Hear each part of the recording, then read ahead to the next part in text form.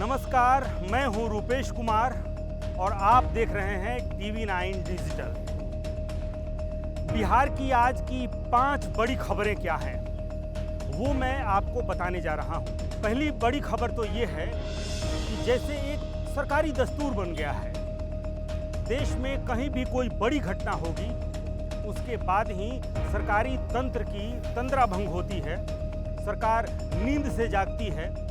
और इस बार सरकार की नींद उड़ाई है 2 घटनाओं ने, या यूं कहें कि 2 आग ने। एक दिल्ली के मालवीय नगर के होटल की आग और दूसरी बिहार के मुजफ्फरपुर के अस्पताल की आग।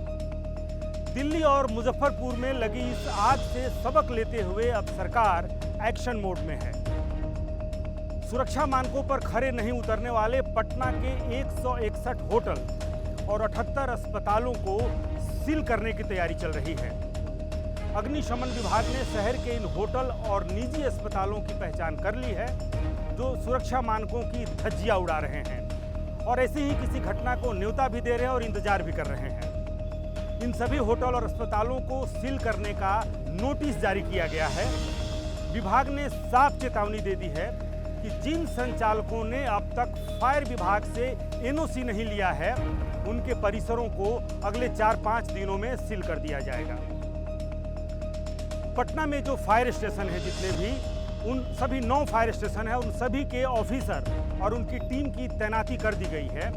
ये सभी टीम शहर के होटलों और अस्पतालों का सघन फायर ऑडिट कर रही हैं। होटल और अस्पतालों के लिए अलग अलग सुरक्षा के जो मानक हैं, सुरक्षा के लिए जो जरूरी इंतजाम हैं, उनको अनिवार्य रूप से करना होगा। जैसे अस्पतालों के लिए फायर एक्सटिंग्विशर और sprinkler system, smoke detector, alarm, fire hydrant, emergency exit, fire ramp, fire door, ये सारी चीज़ें अनिवार्य कर दी गई हैं। और इसी तरह होटलों की अगर बात करें तो उनके लिए एंट्री और एग्जिट के लिए अलग अलग गेट होने चाहिए। बैक साइड में एक सुरक्षित सीढ़ी होनी चाहिए, स्मोक और हीट डिटेक्टर्स होने चाहिए और automatic sprinkler system, gas detection और ऑटो कट जो सिस्टम है वो होना चाहिए। और हर 3 महीने पर इलेक्ट्रिकल ऑडिट भी करना अनिवार्य होगा। यह पहली बार नहीं है जब होटल और अस्पतालों को पटना में चेतावनी दी गई है। इससे पहले भी इन्हें अग्नि उपकरण लगाने के लिए नोटिस दिए गए थे, लेकिन किसी ने इसे गंभीरता से नहीं लिया। और इस बार इन 2 घटनाओं के बाद यह साफ कर दिया गया है कि अस्पतालों में इलाज कराने वाले मरीज, उनके तीमारदार और होटल में ठहरने वाले लोगों की जिंदगी से किसी को खिलवाड़ नहीं करने दिया जाएगा। अब देखना यह है कि वाकई यह सब हकीकत में किया जाता है या फिर दिल्ली और मुजफ्फरपुर की आग की तपिश ठंडा पड़ते ही यह तमाम कवायद भी ठंडे बस्ते में चला जाएगा। दूसरी बड़ी खबर सियासत से जुड़ी हुई है। लालू प्रसाद यादव के परिवार से जुड़ी हुई यह खबर है। लालू प्रसाद यादव परिवार के सरकारी आवास की सुविधा में कटौती की चर्चा अभी थमी भी नहीं है कि पूरे परिवार की सुरक्षा में कटौती कर दी गई है। लालू परिवार की सुरक्षा की समीक्षा की गई है और इसके बाद अब सुरक्षा में कटौती कर दिया गया है। लालू प्रसाद यादव और राबड़ी देवी को मिली Z+ की सुरक्षा हटा दी गई है।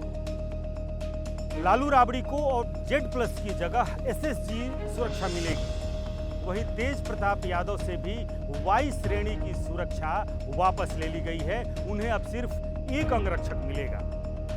सिर्फ तेजस्वी प्रसाद यादव और मीसा भारती की सुरक्षा बरकरार रहेगी, क्योंकि तेजस्वी यादव नेता प्रतिपक्ष हैं और मीसा भारती सांसद हैं।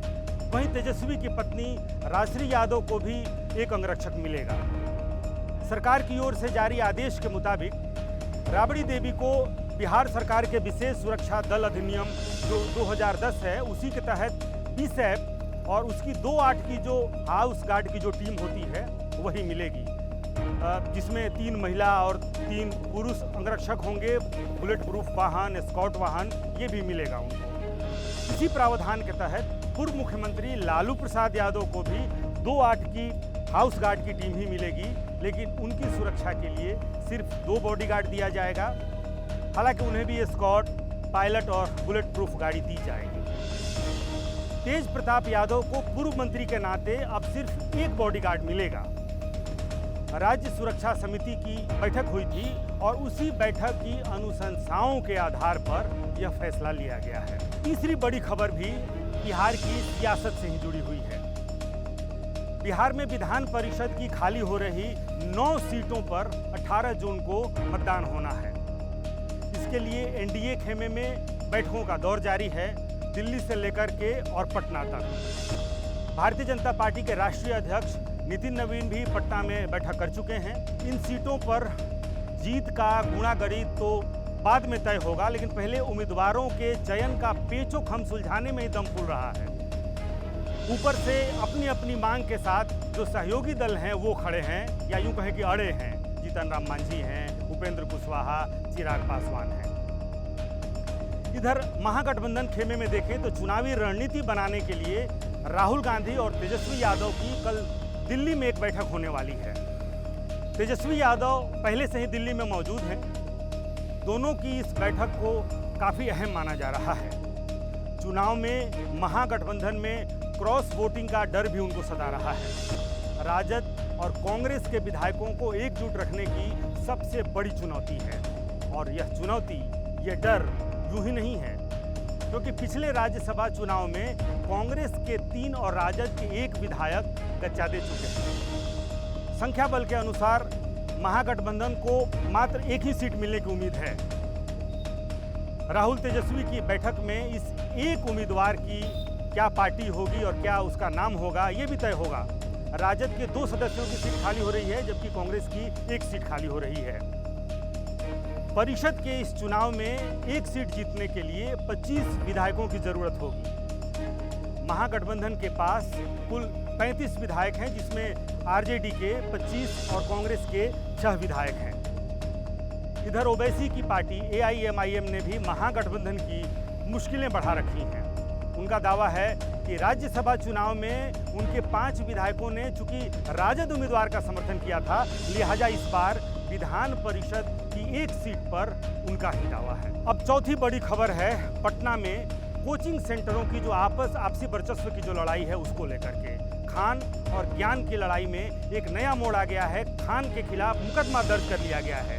पटना के चर्चित खान सर और उनके कोचिंग पर देर रात हमला हुआ, गार्ड के साथ मारपीट हुई, तोड़फोड़, पथराव भी हुआ। लेकिन खान कोचिंग सेंटर के कर्ता धर्ता फैजल खान उर्फ खान सर ने उसी समय दावा कर दिया कि उनके सामने ही बगल के कोचिंग सेंटर वालों ने फायरिंग की है। अब बाद में खान सर हालांकि अपने बयान से पलट गए, लेकिन इस पूरे मामले में एक नया मोड़ तब आया जब यह पता चला कि घटना के दिन खान कोचिंग सेंटर के 2 गार्ड उत्तर प्रदेश के मैनपुरी निवासी प्रदीप कुमार और काशगंज निवासी कालेश्वर ने ही राइफल से फायरिंग की थी। अब फायरिंग का वीडियो वायरल होने के बाद पुलिस ने दोनों को गिरफ्तार कर लिया। 2 राइफल भी जब्त की गई है। पुलिस की पूछताछ में दोनों ने यह स्वीकार किया है कि मारपीट, तोड़फोड़ और पथराव की घटना के बाद उन्होंने हवाई फायरिंग कर दी थी। पुलिस ने दोनों राइफल को भी जब्त कर लिया, FSL जांच के लिए भेज दिया। और इधर फायरिंग कर दहशत फैलाने के आरोप में कदम कुआं थाने में एक जो प्राथमिकी और दर्ज की गई है उसमें फैजल खान के नाम पर दर्ज किया गया है। और इस मामले में फैजल खान उनसे भी पुलिस पूछताछ करने की तैयारी कर रही है। यानी इस पूरे मामले में खान की भी मुश्किलें बढ़ने वाली हैं। एक तरफ जहां ज्ञान बिंदु कोचिंग संस्थान के निदेशक और उनके साथ 2 और अन्य लोगों को भी गिरफ्तार कर जेल भेज दिया गया है, तो अब खान भी रडार पर आ गए हैं। और अब 5वीं और आज की आखिरी बड़ी खबर, जो आज के लिए आपके लिए एक गुड न्यूज़ है। बिहार में कुल 13 विश्वविद्यालय हैं और इन 13 विश्वविद्यालय में 6000 से ज़्यादा प्रोफेसर और 11000 कर्मियों की नियुक्ति की तैयारी कर ली गई है। तो आप भी तैयारी कर लीजिए। बिहार में 26,000 कॉलेज शिक्षक और कर्मचारियों की नियुक्ति होने जा रही है। इसके अलावा जो नए खुलने वाले 211 डिग्री कॉलेज हैं, उनमें भी लगभग 10,000 पदों पर नियुक्ति होनी है। इनमें शिक्षकों के अलावा गैर शैक्षणिक पद भी शामिल हैं। बिहार के उच्च शिक्षा विभाग ने रिक्तियों की पहचान कर ली है और अब बड़े पैमाने पर कॉलेज शिक्षक और गैर शैक्षणिक कर्मियों की नियुक्ति की प्रक्रिया भी शुरू होगी। सरकार का लक्ष्य है कि इस साल के अंत तक नियुक्ति प्रक्रिया पूरी कर ली जाए। राज्य के 13 विश्वविद्यालय में कॉलेज शिक्षकों और कर्मियों की आधा से ज़्यादा पद तो पहले से ही रिक्त पड़े हुए हैं। कॉलेज शिक्षकों के 55% पद रिक्त हैं, जबकि गैर शैक्षणिक कर्मियों की अगर बात करें तो 60% पद उनके रिक्त हैं। लंबे समय से नियुक्ति नहीं होने के कारण इन रिक्तियों की संख्या लगातार बढ़ती ही जा रही थी। नियुक्ति प्रक्रिया शुरू करने के लिए पहले भी कई बार प्रयास किए गए, कार्य योजना भी बनी, लेकिन किसी न किसी वजह से मामला अधर में लटक जाता है। लेकिन इस बार उच्च शिक्षा विभाग के जो मंत्री हैं संजय सिंह टाइगर, उन्होंने भी कहा है कि सरकार की प्राथमिकता में उच्च शैक्षणिक संस्थानों में निर्बाध अध्ययन को सुनिश्चित करना है और सरकार का प्रयास है कि इन रिक्त पदों पर जल्द से जल्द नियुक्तियां कर ली जाएं। आज के लिए बस इतना ही। नमस्कार।